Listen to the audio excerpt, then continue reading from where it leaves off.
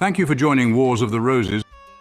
As we continue with Part 11, Master Mason from Freemasonry Its Hidden Meaning by George H. Steinmetz. Chapter 10, Master Mason. Remember now thy Creator in the days of thy youth, while the evil days come not, nor the years draw nigh, when thou shalt say, I have no pleasure in them, while the sun, or the light, or the moon, or the stars be not darkened, nor the clouds return after the rain. In the day when the keepers of the house shall tremble, and the strong men shall bow themselves, and the grinders cease because they are few, and those that look out of the windows be darkened, and the doors shall be shut in the streets, when the sound of the grinding is low, and he shall rise up at the voice of the bird, and all the daughters of music shall be brought low, also when they shall be afraid of that which is high, and fears shall be in the way, and the almond tree shall flourish, and the grasshopper shall be a burden, and desire shall fail, because man goeth to his long home, and the mourners go about the streets. Or ever the silver cord be loosed, or the golden bowl be broken, or the pitcher be broken at the fountain, or the wheel broken at the cistern. Then shall the dust return to the earth as it was, and the spirit shall return unto God who gave it. Ecclesiastes 12:1-7. The entered apprentice degree, dealing with the material, is preparatory, that a fellow craft is psychical, away from the material toward the spiritual. The degree of Master Mason, if the assumption that Masonry stems from the mysteries is correct, is the summit, wholly spiritual. Interrogation as to personal desire, preparation, and worthiness is repeated. For a second time, the necessity for proficiency in the preceding degree is emphasized. Patience is still a virtue. The spiritual is not forced upon any individual. One must reach a level where he is cognizant of it and of his own volition seek it. In the third degree, the candidate approaches the spiritual. He is to make of himself the complete man, the master. He includes the physical, the psychical, and the spiritual. The process is symbolized by the preparation, which includes that of both preceding degrees. Demanding proficiency in the preceding degrees is not an arbitrary ruling of the lodge. It is for the candidate's personal benefit. He who has not learned the lessons of the physical and psychical degrees has not attained a level where he can hope to achieve understanding of the spiritual. Knowing the true symbology of the compasses, a more noble and glorious explication than the rational explanation given in the lodge is apparent. The compasses are emblematic of the spiritual. Therefore, on his first admission into a lodge of Master Masons, the candidate is confronted with the fact that he has entered upon the spiritual degree of Freemasonry. The rite of circumambulation is most ancient. It is the rite of purification of him who is about to be initiated. The direction taken is to comply with the ancient saying, if you would do reverence to the gods, you must turn on the right hand. Masonically, there is additional significance. The right is the stronger side of man. It symbolizes the psychical side of his nature, also universal law, yakin. Thus, in reverencing the gods, the right hand and the right side are kept toward the altar. This custom, in turn, has its origin in ancient solar worship and exemplifies, as the sun in his course moves round the world by way of the south, so do I follow that luminary, to obtain the benefit arising from a journey round the earth by way of the south. Rabbinical commentaries on the scripture quoted, Ecclesiastes 12:1-7, during the perambulation are of interest to all Masons. A literal translation from the Hebrew by Isaac Leeser better lends itself to this explanation. It is therefore quoted in full. But remember also thy Creator in the days of thy youthful vigor, while the evil days are not yet come. Nor those years draw nigh of which thou wilt say, I have no pleasure in them. While the sun and the light and the moon and the stars are not yet darkened, and the clouds not return again after the rain, on the day when the watchmen of the house will tremble, and the men of might will bend themselves, and the grinders stand idle because they are become few, and those be darkened that look through the windows. And when the two doors on the streets will be locked, while the sound of the mill becometh dull, and man riseth up at the voice of the bird, and all the daughters of song are brought low. Also when men will be afraid of every elevation and are terrified on every way, and the almond tree will flourish, and the locust will drag itself slowly along, and the desire will gainsay compliance. Because man goeth to his eternal home, and the mourners go about the streets. While the silver cord is not yet torn loose, and the golden bowl is not crushed, and the pitcher is not broken at the fountain, and the wheel is not crushed at the cistern, when the dust will return to the earth as it was, and the spirit will return to God who gave it. Remember thy Creator, turn to God in thy youthful vigor, before the calamities enumerated overtake thee, while the evil days are not yet come. Wait not until those years draw nigh, when, having no more pleasure in life, one waits for but death, when failing sight makes all the luminaries of heaven appear darkened. The watchmen who tremble are likened to the shaking hands of an old man, the men of might who bend themselves, the legs weakened by age, the grinders, the teeth, and those who look through the windows, the dimming eyes. The two doors are the lips. The mill by some is interpreted to be the mouth, but Rashi attributes the reference to the stomach. And man riseth up at the voice of the bird. The voice of the old man rises to shrillness like the voice of a bird. The daughters of song, Rashi interprets to mean when the song of the singers appears dull in the ears. Philipson prefers when the several notes become unintelligible. Afraid of every elevation and terrified on every way, the terrors and forebodings of the aged, and the almond tree will flourish. Will blossom man's head will turn white like the almond tree covered with blossoms. The locust is emblematic of the ease with which the strong man labors, whereas in age activity becomes less and less, as though the locust, otherwise so nimble, had to drag its light weight as a burden. By some Hebrew scholars, the loosening of the silver cord, crushing of the bowl, etc., is a description of the general dissolution of the body. Others suppose the silver cord to be the spinal marrow. The latter has support in occult teaching, where the silver cord is described as the connection between the spiritual and material bodies which is severed at death. It was discovered the approach of the entered apprentice was material. The approach of the fellow craft, being psychical, was necessarily different. Herein it is reiterated that the spiritual combines the other two, for the approach of the master mason includes them both. Likewise does that due form in this degree partake of elements of the previous degrees. A study herein of the obligation would be masonically improper. However, it pertains strictly to those duties assumed toward the order, and because of them, to a brother. What is the length of a cable tow? The answer to the oft-voiced query is contained in the remarks of the master. The cable tow is symbolic of the ties to the fraternity. How far the individual mason is bound by his obligation beyond the recognized minimum rests solely with his own conscience. That alone is the determining factor of its length. Some cable tows will scarcely reach out of the lodge room. Some, belonging to those masons truly imbued with brotherly love, seemingly reach around the world. Attention is directed to the three great lights and the representatives of the three lesser lights. These latter are the sun, moon, and worshipful master, and are thus explained: as the sun rules the day and the moon governs the night, so should the worshipful master rule and govern his lodge with equal regularity and justice. This is an extremely poor analogy. The only thing regular about the sun and moon is their irregularity, for they rise and set at a different time each day. Neither do they, in the sense used here, rule or govern with justice. For he maketh his sun to rise on the evil and on the good.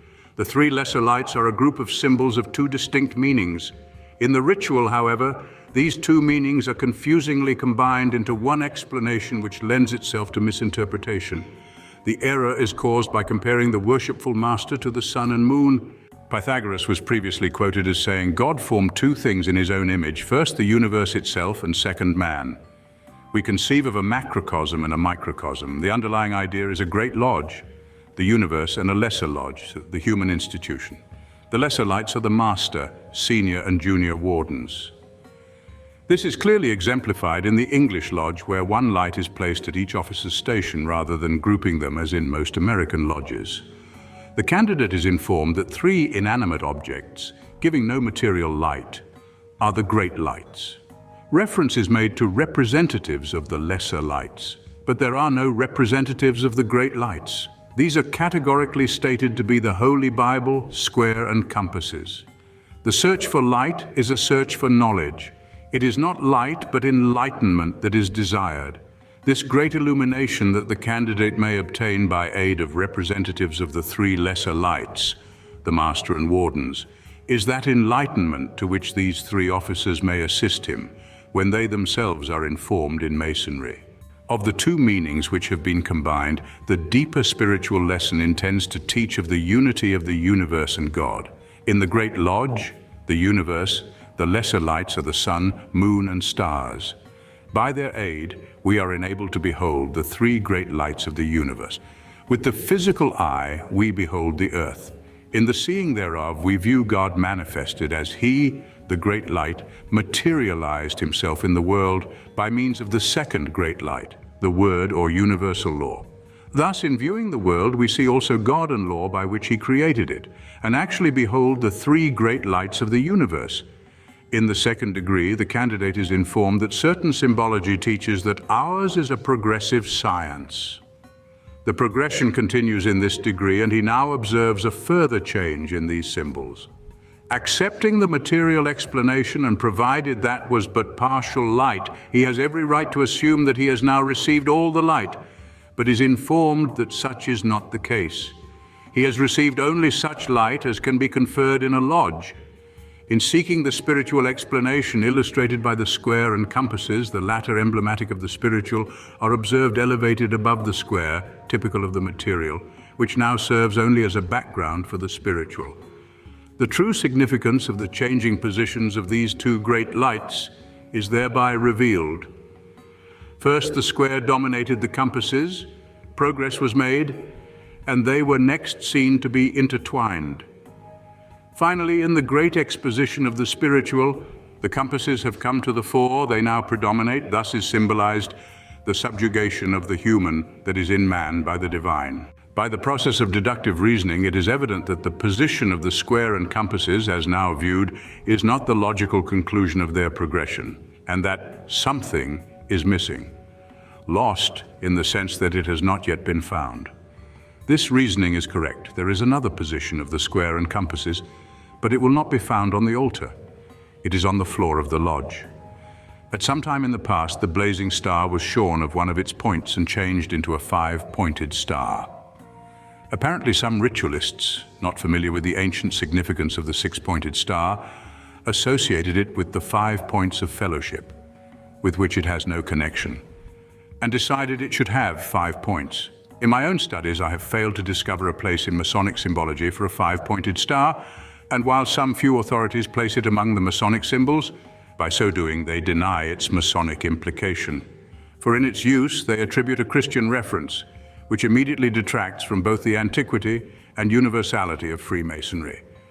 The compasses are always open to 60 degrees, and if a crosspiece be placed from one to the same distance from the apex, on the other, an equilateral triangle is formed. All that can be produced by the same procedure with the square is a right-angle triangle, which is the symbol of the complete man. Envisage the square on a quadrant. If it is progressed 30 degrees, which is 1/12 of a circle and a complete sign of the zodiac, to 60 degrees, then joined by a crosspiece, an equilateral triangle is formed. The ancient symbol of deity is an equilateral triangle with an angle pointing downward toward his creation. The perfect man is symbolized by an equilateral triangle with an angle pointing upward toward his creator. Here is the symbol of man in the image and likeness of the symbol of his creator. When these two triangles are intertwined, they form a six-pointed star, the shield of David, or seal of Solomon, as it is likewise known, which for ages has been the grand symbol of the perfect union of the Supreme Being with the divine man. This is logically depicted by the blazing star in the center of the floor. It is properly placed in the floor rather than on the altar, for the candidate, having assumed all his obligations, will not again kneel at the altar. In ancient times, the Hebrew priest appeared before the congregation with the talith, praying shawl, over his head, which he held uplifted from his face with both raised hands. His index fingers touched each other, and the thumbs, extended below, likewise touched each other, thereby forming a triangle. The fingers of each hand divided into 2 by 2, forming the Hebrew letter Shin, initial letter of Shaddai, meaning hovering over, and carrying the inference that it was divine presence, which was hovering over. In this manner, the priest uttered the threefold benediction, repeating 3 times, "May the Lord bless thee and keep thee. May the Lord let his countenance shine upon thee and be gracious unto thee. May the Lord lift up his countenance upon thee and give thee peace." This beautiful benediction suffers through translation, The English word peace does not convey the fullness of meaning of the Hebrew word shalom, which means completeness of being. A certain sign is given the candidate who is told to what it alludes. This explanation is entirely consistent with the meanings attributed to signs given him on two former occasions under similar circumstances. However, in addition to the rational explanation given, the other two signs, as has been recounted, had definitely more recondite applications. The sign in question can have no other interpretation if it is correctly given in the ritual. Further, it is inconsistent with a statement made later when a certain word is declared lost, and it is inferred the sign likewise is lost. Later in the ceremony, it is stated that in a certain manner both the substitute word and sign would be indicated. Subsequently, the allegory narrates that the hands were placed in a described position, and offers a logical and quite natural reason for such a position being assumed. This then should logically be the sign, having a double rational meaning, and susceptible of an esoteric explanation as well. It is the writer's understanding that the GHS, as used in most American jurisdictions, is unknown in English Masonry, where the sign lust discussed answers the purpose. It is highly possible that long usage and carelessness on the part of those using these signs throughout the centuries have corrupted them. Originally, both signs were probably one, that is, the hands were held in the same relationship to each other, but in the two different positions related to the body. They obviously bore some relationship, which the informed Mason will immediately discern, to the manner in which the Hebrew priest conferred the benediction. Assuming a connection exists, what symbolism is conveyed by the position? The triangle formed by the thumbs and fingers symbolizes the spiritual. The letter shin formed by the fingers typifies divine presence hovering over. The position of the hands has immemorially been associated with the threefold benediction, bespeaking completeness of being. Therefore, we have illustrated by symbols the truth that the spiritual is completeness of being, which is attained through recognition of divine presence, which is constantly hovering over. Further evidence of the spirituality of this degree is amply at hand. The biblical character Tubal-Cain is mentioned, but in some rituals, proper emphasis on the esoteric meaning of this name is lacking. Therein, it is merely stated that he was a brother of Jubal, the eighth man from Adam, and the first known artificer in metals. The Bible, however, is more specific. Genesis 4:22. And Zillah, she also bare Tubal-Cain, an instructor of every artificer in brass and iron. This may seem to raise a sharp distinction, but if we are to understand the meaning of ancient symbols, sharp distinctions must be the rule rather than the exception. It is not sufficiently enlightening to know he worked in metals. The specific metals must be known. Later on is discussed the meaning of Hiram Abiff as cunning in all works of brass. The exact symbology applies in this instance, in addition to which we are informed Tubal-Cain was likewise proficient in iron. The reference to iron is better understood by referring to the Rosicrucian cosmoconception by Max Heindel. Iron is in reality the basis of separate existence. Without iron, the red, heat-giving blood would be an impossibility, and the ego could have no hold in the body. When red blood developed in the latter part of the Lemurian epoch, the body became upright, and the time had come when the ego could begin to dwell within the body and control it. Hence it is apparent that iron symbolizes the physical. That Tubal-Cain was an instructor of every artificer implies greater skill and knowledge than that of a mere artificer. Recognizing this emphatic distinction, we discern that Tubal-Cain was a highly skilled worker on both the spiritual and the material plane, capable of instructing others. The lofty aim of the Master Mason is to attain like proficiency. Hence, Tubal-Cain may well be held up as a fitting reminder to the Master Mason of his own goal. The manner of wearing the apron in the preceding degrees is recapitulated. A certain manner is both described and demonstrated, and the candidate is then informed that it is obsolete because of certain reasons, and that the apron should be worn as a fellow craft. An apron folded diagonally not only does not form a square, as stated in several jurisdictions in America, but loses all resemblance thereto. It becomes a triangle. It is the emblem of the spiritual and concurs in the symbology of the compasses elevated above the square. For the sake of consistency, in view of the fact that the apron and the square and compasses have repeated the same progressing symbology thus far, it may be asked if a further change in the apron is indicated. It is impossible to fold an apron evenly into an equilateral triangle. It therefore will not change to concur with the symbology of the six-pointed star. The apron is worn by the evolving man up to and including his attainment of completeness. But the apron is a material thing, regardless of what it may symbolize. Obviously, it cannot be worn by the perfected man who is a spiritual being. Hence, logically, the progression of the apron ceases. The working tools of a master mason are all the implements of masonry indiscriminately, especially the trowel. A survey of all the implements reveals but 6. This is inconsistent with the numerology of the lodge. It is symbolically necessary they total 7, and if the setting maul is included, the total is 7. Masonically, it is regarded as an instrument of violent death. For that reason, it possibly was removed from the working tools by some early ritualists who did not realize its symbolical significance. It should be reinstated for the same logical reasons which suggest it was originally included. Anyone who has watched a brick mason at work has noticed how he uses the handle of his trowel to tap the brick into proper position. A stone mason performs the same task with a setting maul, as a stone is too massive to respond to the taps of a trowel handle. Thus, the setting maul is an essential tool of the operative mason. The tools of the apprentice are preparatory tools. Those of the fellow craft, strictly speaking, are not tools. They are instruments with which to measure, to bring into manifestation in the material building those concepts formed in the mind of the architect of plumb uprights, level footings, and square joinings.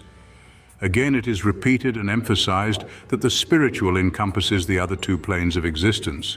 They are necessary to it, yet it extends away and beyond the material and psychical. For in addition to employing the tools of the other planes, it has tools peculiar to its own plane. True brotherly love is a spiritual attribute, and it is only the trowel which can spread the cement of brotherly love and affection. The other implements of masonry are all right angles, horizontals, and perpendiculars. The trowel cannot be so described, for its point forms an acute angle. While operative trowels are varied in shape to adapt them to different purposes, the symbolic trowel of masonry should be made with an angle of 60 degrees, wherein is discovered an equilateral triangle. Thus, it is discovered the working tool peculiar to the master mason is the emblem of the spiritual. This is to demonstrate that as an overseer of the work, he must be proficient in the use of all the implements indiscriminately, else he could not supervise others. But he must progress beyond the ability of those under his direction. He must also, and especially, work spiritually. The symbology of the trowel points to further evidence favoring the inclusion of the setting maul. With its rounded base and sides tapering up to the handle, it discloses 60-degree angles, and coinciding with the trowel diverges from those tools described as right angles, horizontals, and perpendiculars. Ready at hand, too, is an ethical lesson. A setting maul is an instrument made use of by operative masons to coerce the unwieldy stone into its proper position in the building. But we, as free and accepted masons, are taught to make use of it for the more noble and glorious purpose of impelling ourselves into our proper positions in that building of which we are to form a part. A more recondite exposition is seen in the constructive and destructive actions of universal law. In the hands of the ignorant and unskilled workman, it becomes an instrument of death and destruction, but in the hands of the enlightened and skillful craftsman, it becomes a constructive instrument with which the recalcitrant stone is forced into its proper position. The proficiency examination of this degree is practically a recapitulation of the ceremony of initiation, and only 2 questions and answers shed any further light on the esoteric doctrine. Of all the material creation, man alone can declare, "I am." But those words are far more than a declaration of a material fact. To so declare is recognition of consciousness, a statement of recognized individuality, an affirmation of divinity, for only God and man made in his image can declare, "I am," not in the mere statement, but rather in the complete realization of its implications. Is the power we seek, for it is an affirmation of immortality. There is more than one kind of foreign country. To reach those shown on the map, one must transport the physical body, but those foreign countries of the mental realm may be instantaneously reached by the mind. Those foreign countries are fields of thought foreign to our present mode of thinking.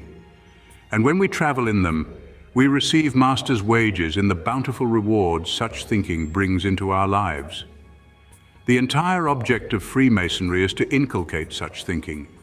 For when followed to its logical conclusion, it is discovered that Freemasonry is not a lodge, not a ritual, but a plan for the living of a life. Thank you for watching, and please don't forget to share, like, subscribe, and comment, and if you can, please consider donating to Wars of the Roses. Links to PayPal and Patreon are in the description. Thank you so very much.